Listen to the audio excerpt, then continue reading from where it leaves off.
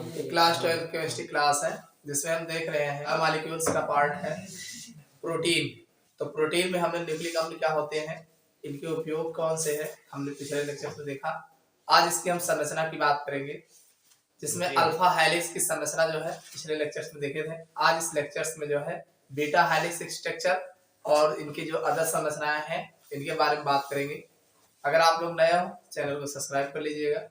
ये क्लास 12 की हिंदी मीडियम की केमिस्ट्री क्लास है जिसमें आप अपनी तैयारी जो है बेहतर कर सकते हैं। बीटा प्लेटेड स्ट्रक्चर, इसके बारे में बात करें। तो अगर बीटा प्लेटेड संरचना की बात करें, प्रोटीन का जो द्वितीय संरचना है, तो इसमें जो है अमीनो अम्ल में उपस्थित एल्किल समूह मेन इसमें है क्या, जो अमीनो अम्ल होते हैं। तो अमीनो अम्ल में एल्किल ग्रुप पाया जाता है। तो एल्किल ग्रुप छोटा होने के बाद, छोटे मतलब उसमें बहुत ज्यादा कार्बन संख्या नहीं होती, छोटा होने पर बीटा प्लेटेड संरचना पाई जाती है।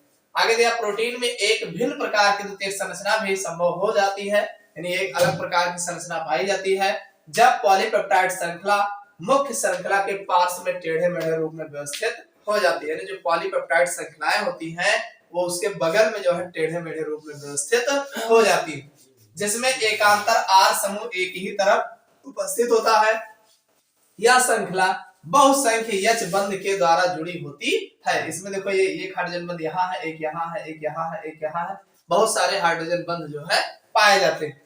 आगे दिया है जो कि विभिन्न श्रृंखलाओं के CO तथा NH बंध के मध्य बनता है। देखो ये आपका NH बंध है, ये CO बंध है, ये CO बंध है, तो ये NH बंध है। CO और NH बंध के मध्य जो है हाइड्रोजन बंध बनता है। निकटवर्ती पेप्टाइड श्रृंखलाएं अंतरा अणु हाइड्रोजन बंध द्वारा जुड़े होते हैं। ये पेप्टाइड श्रृंखला ही तो है, CO NH बंध, CO NH, ये CO हो गया, ये NH हो गया, यही पॉलीपेप्टाइड बॉन्ड होते हैं। ठीक है, निकटवर्ती पेप्टाइड श्रृंखलाएं अंतरा अणु हाइड्रोजन बंध द्वारा जुड़ी होती है।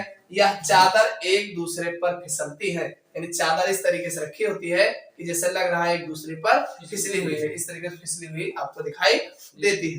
तो ये है पॉलीपेप्टाइड बॉन्ड जो होते हैं, ये आपस में जुड़ करके जो प्रोटीन की संरचना बनाते हैं, प्लेटेड शीट जैसी संरचना बनाते हैं। कि शीट बाय शीट होते हैं, जैसे लगता है कि एक दूसरे पर फिसले हुए। ठीक, इसको बना लो। अगली हेडिंग है तृतीयक संरचना। तृतीयक संरचना, टर्शियरी स्ट्रक्चर, टर्शियरी स्ट्रक्चर, तृतीयक संरचना। प्रोटीन की तृतीयक संरचना के बारे में बात करेंगे, ये भी एग्जाम में पूछा गया। अगर हम प्रोटीन की तृतीयक संरचना की बात करें तो तृतीयक संरचना का मतलब होता है कि प्रोटीन अणु में 3D पैटर्न, 3D पैटर्न से त्रिविमीय में कुंडलित विशिष्ट आकृति है। दूसरे शब्दों में अगर देखा जाए 2 डिग्री संरचना, कौन सी संरचना, 2 डिग्री संरचना जो है का मुड़ना कुंडलित होना है प्रोटीन की तृतीयक संरचना। 2 डिग्री संरचना है प्रोटीन की तृतीयक संरचना मानी जाती है। प्रोटीन की तृतीयक संरचना कई बलों द्वारा नियंत्रित होती है। प्रोटीन की जो तृतीयक संरचना है कई बलों द्वारा नियंत्रित होती है। इन बलों द्वारा त्रिविम संरचना को अस्थायित्व प्राप्त किया जाता है। ये जो बलें होती हैं इनके द्वारा त्रिविम संरचना को अस्थायित्व प्राप्त होता है। पहला है अंतरा अणु हाइड्रोजन बंध, यानी एक बल इसमें कार्य करता है अंतरा अणु हाइड्रोजन बंध। दूसरा होता है आयनिक बल अथवा लवण सेतु बल कह सकते हो। अगला वंडर वाल्स आकर्षण बल, ये भी कार्य करता है। डाइसल्फाइड बंध, 2 SL बंध को डाइसल्फाइड बंध बोला जाता है। जलरोधी आकर्षण ये भी होते हैं। तो इतने बल जो है इसमें जो है कार्य करते हैं। अब तृतीयक संरचना के आधार पर प्रोटीन को 2 प्रकार में वर्गीकृत किया जा सकता है। पहला है रेशेदार प्रोटीन, इसको हम अगले दिन बताएंगे। रेशेदार प्रोटीन, फाइबर्स प्रोटीन, और गोलिका में यानी गोलाकार प्रोटीन, ग्लोबुलर प्रोटीन, ये 2 प्रकार में विभाजित किया गया है।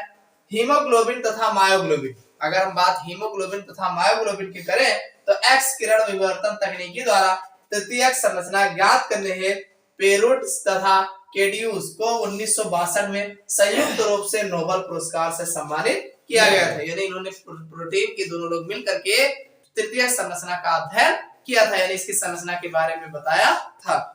अब इसकी संरचना देखिए, ये दिया है हीमोग्लोबिन की तृतीयक संरचना जो मिली है ये इस तरीके से है। थोड़ा ये गोला हो जाएगा, यहाँ से ऐसे आएगा, ये गोला रहेगा और आपस में इस तरीके से संरचना बनाते हैं। इस गोले की संरचना जो है इस टाइप की दिखती है। समझ में आया कि नहीं? तो ये है प्रोटीन की तृतीयक संरचना। अगले दिन इसकी जो चतुर्थ संरचना है इसके बारे में और प्रोटीन का विकृतीकरण, ये सब अगले दिन।